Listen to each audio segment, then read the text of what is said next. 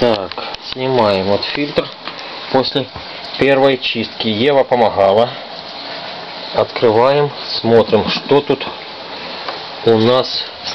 Вот такое. Ева, не надо туда. Вот такое после чистки. Каша грязевая.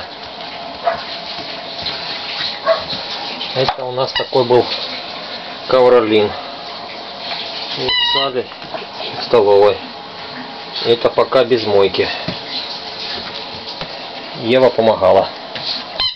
Идем мыть.